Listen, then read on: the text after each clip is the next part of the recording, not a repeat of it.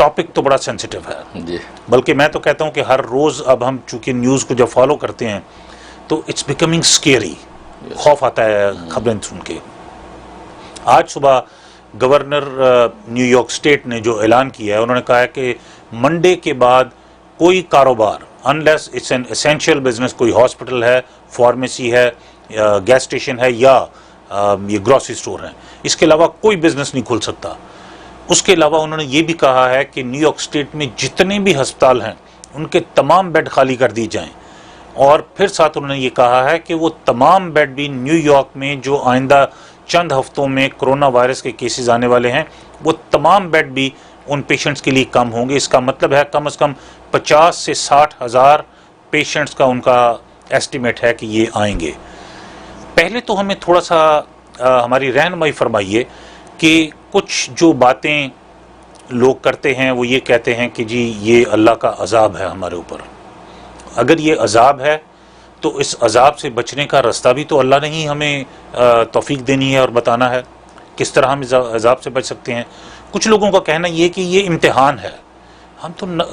کمزور ناتوان انسان ہیں، ہم تو اس قابل ہی نہیں ہے کہ اللہ تعالیٰ ہمارا امتحان لے. ہم کس طرح اللہ سے فریاد کریں کہ یا میرے مولا ہم تو اس امتحان کے قابل نہیں ہیں. اور پھر اللہ نے یہ حکم کیا کہ میں نے کوئی بیماری کوئی تکلیف نہیں اتاری جس کا میں نے علاج نہیں کیا، تو علاج کہاں سے ڈھونڈے؟ تو ذرا پلیز پہلے یہ ہماری رہنمائی فرما دیجیے ذرا. بقیہ ویڈیو دیکھنے سے پہلے ویڈیو کو لائک کریں، رحم ٹی وی چینل کو سبسکرائب کریں اور بیل آئیکن پر کلک کریں. شکریہ.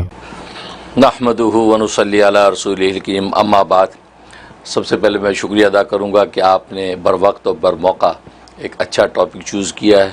اور ظاہر ہے کہ کرونا وائرس کو تو عالمی ادارہ صحت نے بھی عالمی وبا قرار دے دیا ہے.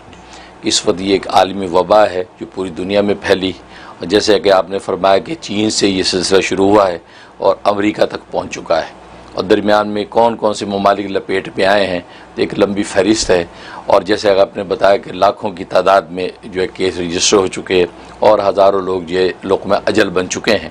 یقیناً ایک بہت بڑی آفت ہے، اور آج کی جدید ترین دنیا میں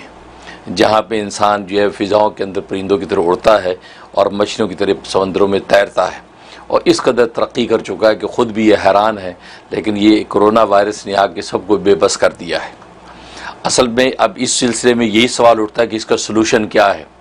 اور کسی کو سلوشن نظر نہیں آتا. ہر آدمی جو اس سلسلے میں گویا کہ اندھا نظر آتا ہے. تو ایسی صورت میں علم کی ضرورت ہے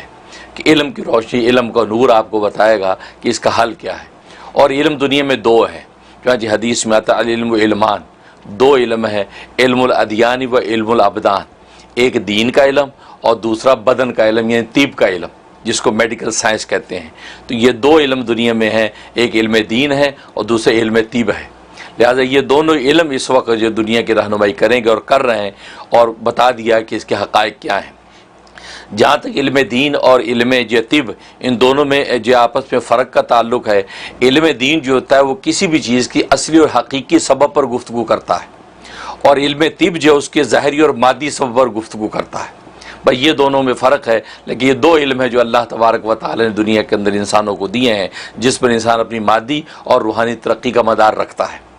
چنانچہ اب جب علم دین سے پوچھتے ہیں تو علم دین اس کا حقیقی اور اصلی سبب بتاتا ہے،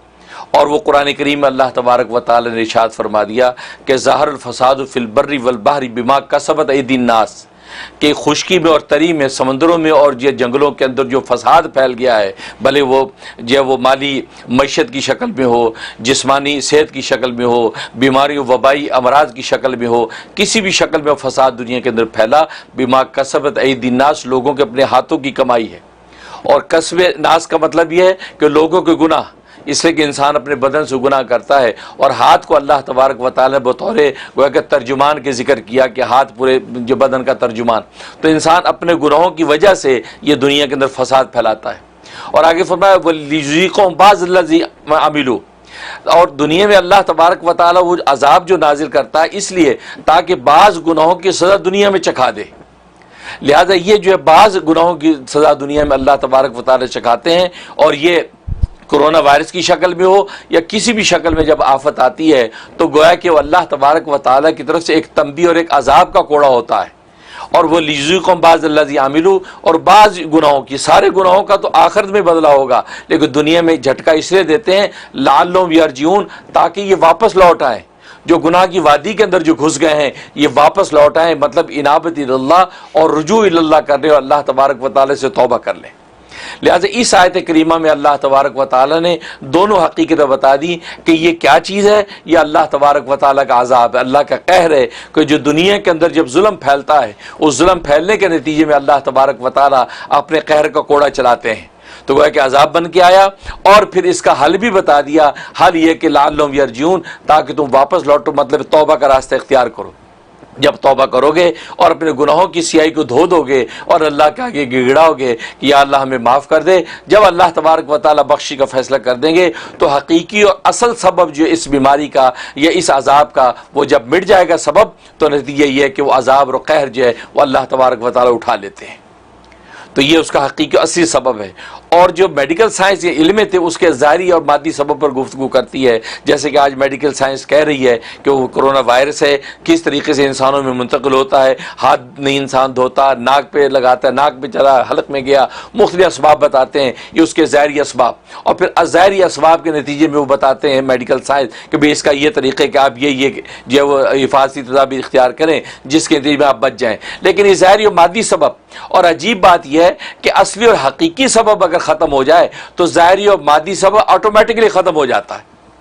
اس لیے دین اسلام جو اسی کو فوکس کرتا ہے کہ اللہ تبارک و تعالیٰ کی طرف رجوع کریں، تبھی نبی کریم صلی اللہ علیہ وسلم کا اسوہ حسنہ بھی یہی ہے کہ جب آپ ایسے کو حالات دیکھتے تھے، سرخ آندھی دیکھ رہے ہیں، سورج گرہن ہو رہا ہے، چاند گرہن ہو رہا ہے، یا بارش برس رہی اور دھوپ کی گرمی اور تپش نازل ہو رہی ہے، آگ کی طرف دھوپ برس رہی ہے، تو یہ آفات جب دیکھتے تو آپ مسجد کی طرف دوڑتے تھے،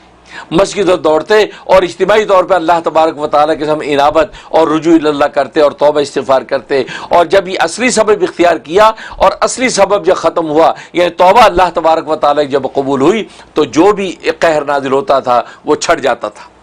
یہاں تک کہ سورج گرہن کے بارے میں آتا ہے، آپ اتنی لمبی جماعت کروا رہے، اتنی لمبی کروا رہے نماز، کہ جب تک کہ سورج گرہن ختم نہیں ہو جاتا اور وہ روشن نہیں ہو جاتا اس وقت تک آپ نماز پڑھ رہے ہیں، اتنی لمبی جماعت پہ کھڑے، اتنی لمبی قرات کر رہے ہیں، یہاں تک کہ بعض صحابیات بے ہوش ہو کے گر گئیں، یعنی کھڑی نہیں ہو پائی، اتنی لمبی۔ اس کا مطلب یہ ہے کہ ایسے مخصوص حالات میں اللہ کی گھروں کی طرف دوڑنا اور دوڑ کے اللہ کے سامنے توبہ کرنا، کیونکہ دین اسلام اصل حقیقت میں نظر رکھتا ہے، اور حقیقی جب سبب ختم ہو گیا تو ظاہری جو سبب وہ آٹومیٹکلی ختم ہو جاتا ہے۔ وہ الگ بات ہے کہ وہ جو ہے قومیں کہ جو اللہ تبارک و تعالیٰ کے وجود پر ایمان نہیں رکھتی، وہ صرف ظاہری سبب کو جانتی ہیں، لہذا وہ ظاہری سبب پر کوشش کرتی رہتی ہیں۔ چنانچہ چائنا کو دیکھیں، چائنا ظاہری سبب پر گفتگو کر رہا ہے، امریکہ، یورپ کی مغربی دنیا کو دیکھیں، ظاہری سبب پر جو ہے ساری محنت کر رہے ہیں، ویکسین بنانے کی کوشش کر رہے ہیں، اس دوا کو تلاش کر رہے ہیں کہ جو ظاہری سبب کے نتیجے میں اللہ نے نازل کی ہے، کیونکہ حدیث میں آتا ہے لِكُلِّ دَاءٍ دَوَاء، اللہ تبارک و تعالی نے ہر بیماری کی دوا اتاری ہے، اس کون سی دوا اتری اس کی تلاش میں ہے، اور یقیناً من جد وجد، حدیث میں آتا ہے جو کوشش کرتا ہے وہ پا جاتا ہے، اللہ تبارک و تعالی ان کو دوا دے بھی دیں گے اور ان کو مل جائے گی۔ لیکن دین اسلام نے بالکل شارٹ کٹ راستہ بتا دیا کہ انابت اللہ جو ہے اور توبہ اور اللہ کی رجوع کرنا ایک ایسی چیز۔ اب رہا کہ یہ کیوں ہوئی، کون سا ظلم ہوا، اور یقیناً دنیا کے اندر آپ دیکھتے ہیں کہ دنیا کے خطوں کے اندر ظلم کا ظہور جو ہے وہ بالکل واضح ہے، اور برسا برس سے جو ہے قوموں پر ظلم ہو رہا ہے، جو طاقتور قومیں ہیں وہ کمزور قوموں پر ظلم ڈھا رہی ہیں۔ خود چائنا کو دیکھیں، چائنا کے اندر جو اوئغر جو مسلمان ہیں وہ ظلم و ستم کی چکی کے اندر آج تک پس رہے ہیں۔ تو چائنا یقیناً یہ بلیم کر رہا ہے کہ امریکہ نے کیا، یہ بلیم جو یہ ظاہری اسباب ہیں، لیکن پیچھے جو ہے امر اللہ تبارک و تعالیٰ کا کام کرتا ہے، اللہ کس سے کیا کام لے رہے ہیں۔ نتیجہ یہ ہے کہ اگر ٹھیک ہے، اگر یہ یہاں کی فوجیوں نے ایسی چیز چھوڑ دی ہے، ہمیں اس سے بحث ہی نہیں ہے، بحث یہ ہے کہ اللہ تبارک و تعالیٰ کا امر ہے، اور تمہاری دھرتی پر جو ظلم ہو رہا ہے، اور ظلم اللہ تبارک و تعالیٰ کو گوارا نہیں، اور کسی نہ کسی درجے میں دنیا کے خطوں پہ جو ظلم رونما ہوتا ہے تو اللہ تبارک و تعالیٰ اپنا خیر و عذاب نازل کرتے ہیں، لہٰذا ایک خیر و عذاب بنا کے نازل کیا، اور قرآن میں اللہ نے اس حقیقت کو واضح کر دیا کہ اس طرح کے جو حالات ہوتے ہیں یہ خیر و عذاب ہیں۔